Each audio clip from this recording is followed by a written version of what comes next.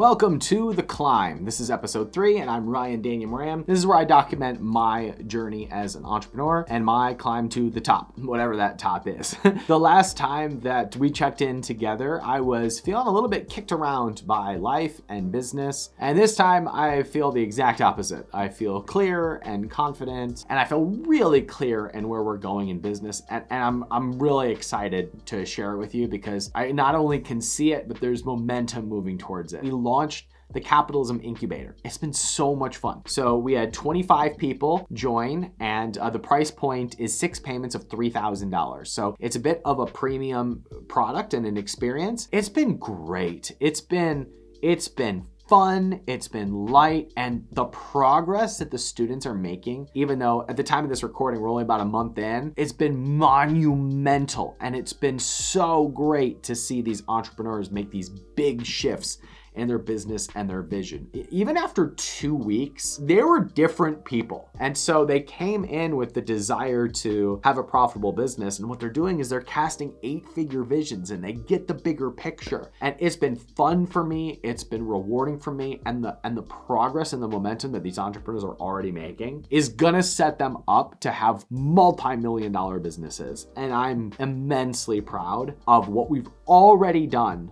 just a month in, and we're just getting started with this round of students. The current plan is to open it up every 6 months, do 2 rounds a year. Eventually we might go to 4 rounds a year, but right now we'll probably do another launch in a few months. And by launch, I mean open it up to like 50 more people. We'll have our systems really dialed in by then. We'll be able to have an easier, more predictable process for the new students who are coming in, and then kind of make it the real core base of the business, because we're able to create amazing results and churn out great business ideas with good entrepreneurs who have a completely different new set of vision and expectations of themselves and their businesses as a result of going through this. So I feel really proud and excited for what we're already doing, and I think it's only going to get better and better from here. Now, personally, and as a business owner, this profit center has essentially doubled the revenue of the business. And that has allowed me to relax into a much more creative and visionary position here at capitalism.com. In fact, just recently, I think I've uncovered what is the billion-dollar vision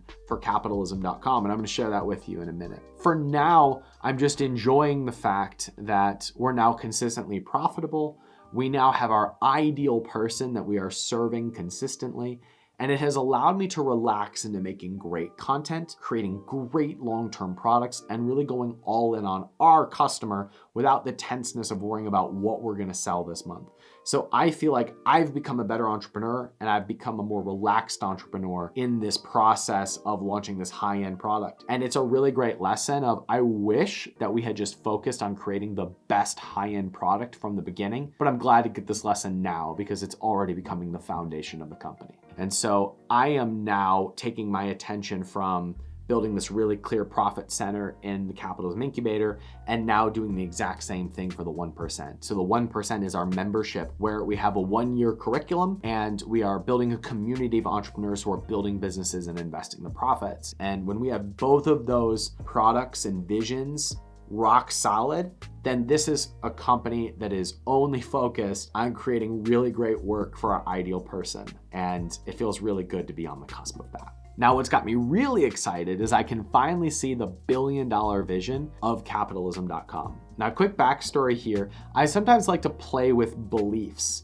If you've listened to my podcast with Brooke Castillo, she is just the master at playing with beliefs and seeing how they feel when you try them on. And I've been playing with different beliefs that I don't have and just seeing how they fit and work. For example, I was playing with the belief that capitalism.com can't be a billion-dollar company. I believe that I can be a billion-dollar entrepreneur. I believe that I can be a billionaire. I believe that I can have billion-dollar businesses, but I've never really believed that capitalism could be a billion-dollar company. So I decided to try this on and just say, well, what would I think and how would I see the world and my company if I did believe that capitalism.com was a billion-dollar company? And I shared what came through when I asked that question on a recent live that I did on YouTube. And rather than tell you the whole story again, I just want to show you the clip of me sharing how this vision came out of me that I shared with my viewers. Watch this.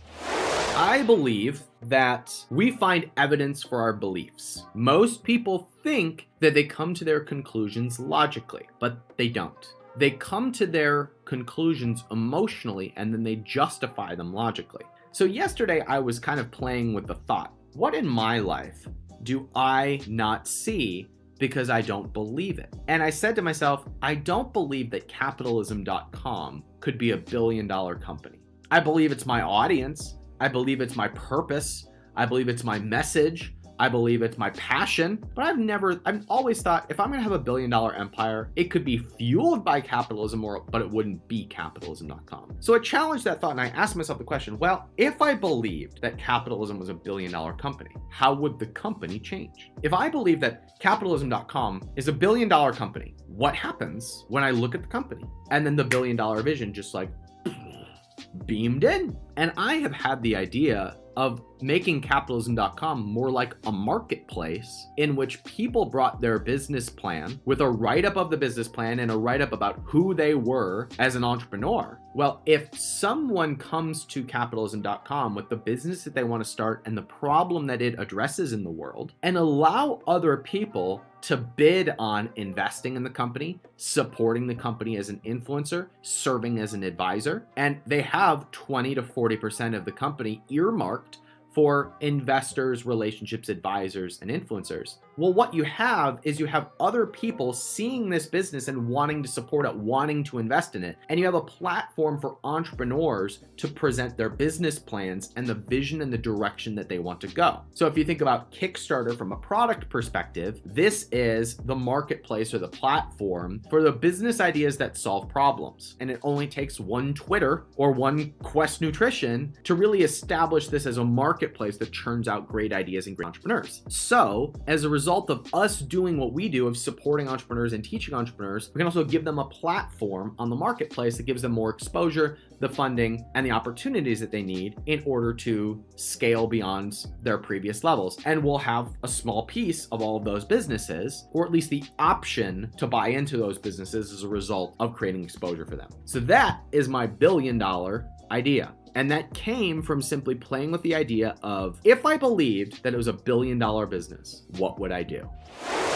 By the way, I go live on YouTube almost every Thursday, so subscribe to the channel if you want to be notified when I go live. The next important update is that we officially closed the capitalism.com fund, which we raised $1.6 million to invest in physical products brands. And we're currently vetting 4 deals. There's 3 of them that are very, very low risk and about medium reward. You might call them doubles or triples. The reason I describe them that way is because we found a way to help the entrepreneur in a way that is really low risk to us, but also our payoff is less than it would be if we were to take a little bit more risk with them.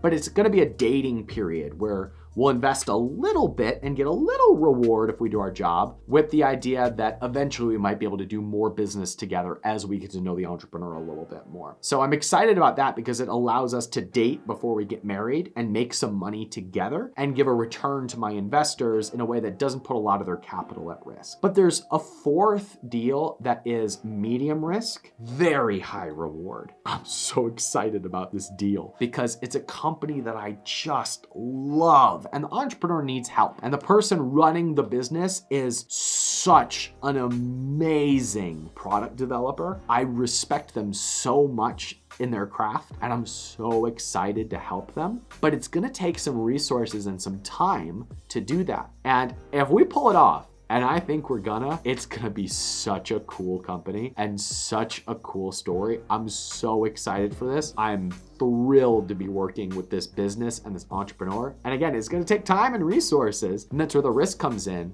But if we do what I think we can do, it's gonna be a huge reward to the investors in the fund, and it's gonna be an amazing story for us to share on capitalism.com. I'll share as soon as the ink is dry. Right now, we're still going through the legal process and even just negotiating on a few things, so I will keep that under wraps until I'm at liberty to speak more.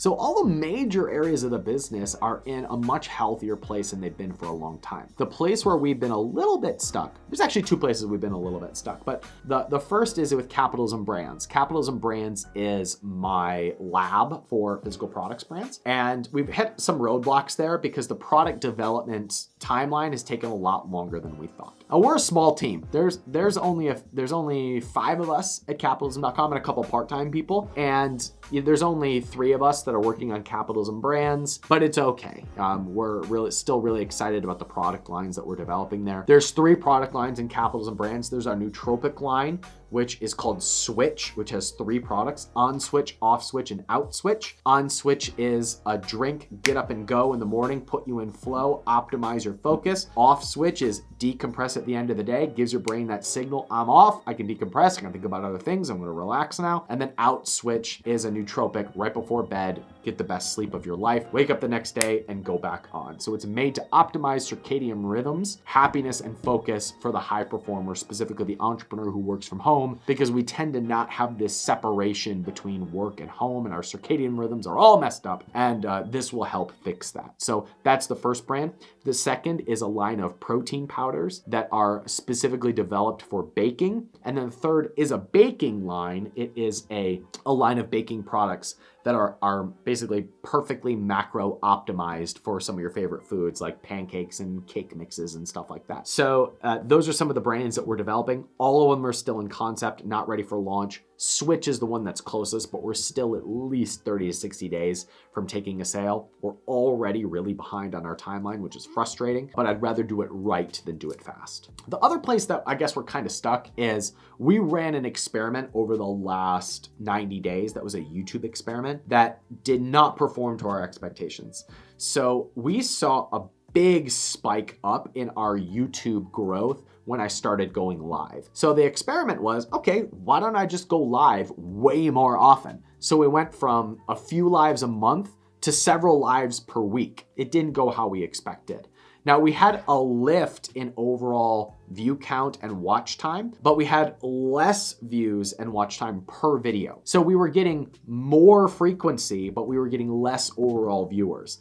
And I think that's just audience exhaustion. It's just people not wanting to see the same thing over and over and over again. So I have concluded that more does not equal better. So I'm glad we did this experiment. It has focused me on developing quality content rather than quantity of content. And it's been a reminder to me that it doesn't require more effort for me to grow. It requires more thought and intention and creativity. And that's when I create my best content. So we're actually gonna be doing less frequency, more quality, and that's the experiment that will run over the next 90 days. So yes, our focus is still developing YouTube as a presence, but it has not had the adoption that we thought it would. And so we're going kind of back to the drawing board and running some new experiments. So I'll keep you posted on how things go. With that in mind, we still had our highest growing quarter on YouTube in over a year. And we added about 3,000 subscribers over the last 90 days. It's a much higher average than we've averaged over the last year. I expect that to continue to go up as we really dial in the message and the quality of content. More does not equal better, better equals better. And so we'll be experimenting with a different attention on quality of content rather than quantity over the next 90 days. Moving forward, we're moving around some roles on the team. So as of right now, we've got 2 people on the team who are switching hats just a little bit. One of my team members was kind of had her hands in a lot of different things and she needs a much more specific focus. And so she's taking a much more direct impact on the type of content that we develop and how we plan for it and organize it. And it's only been a couple weeks, but she's really taken to it and she's really doing a great job. And then there's another person on my team who wants to focus more on the brands side of things. And so we're working at how we could possibly reallocate some of her attention so that she could do more of what she's excited about, which is developing more physical products brands. We've also got a couple roles that we're considering hiring people for, and there's a couple people that we're dating, if you will. I'm not in a hurry to spend the money I just made. I'm not in a hurry to force growth. I'm in a hurry for this to unfold the way that it needs to unfold, and That's been a beautiful lesson for me over the last quarter. Quick book update before we sign off. So my book has officially crossed 10,000 sales, which is officially considered a success in the book publishing world. Selling 10,000 copies of a book is a winner. My goal is still to sell 1 million copies of the book. So we're officially 1% there. Hooray. At this rate, it'll take me 30 years, but I expect that rate to go up over time. So right now, I'm have the capacity to put a lot of focus into running ads for that and coming up with a proper marketing strategy around other influencers and audience, maybe sponsoring some podcasts to get the word out about the book. I'm just so proud of the book that I want as many people as possible to read it. We're now over 200 reviews on Amazon. Almost all of them are 5 stars. I get DMs every day from people who said the book has already changed my life and I'm already in chapter 6. I'm so proud of it and I want 1 million people to see it. And so I'm gonna fall on that sword and see how far we can take it. You know, I think the biggest lesson that I am learning is that things don't need to be so hard. And I'm actually really confident in where we're going next, the more that I'm just authentic to the type of entrepreneur that I want to be. I don't need to be Jeff Bezos. I don't need to be Elon Musk. I need to be Ryan Moran. And I need to do what is my authentic gift to this world. And I'm realizing now that I've tried so hard to make my content shareable and viral that I've created really crappy content. No wonder my following isn't as big as I think it should be. That's just entitlement. And so I'm finally realizing that in a healthy way of realizing that the more I give, the more I get, as long as I don't expect to get anything. And so the more humble I can be in my expectations, the faster I'll grow. But I can't be humble because I want to grow. I have to be humble because it feels good to be in a place of service and giving. And so when you're in that place, I think you're dangerous in a positive way. And so I feel dangerous in a positive way. I feel excited, and that's enough.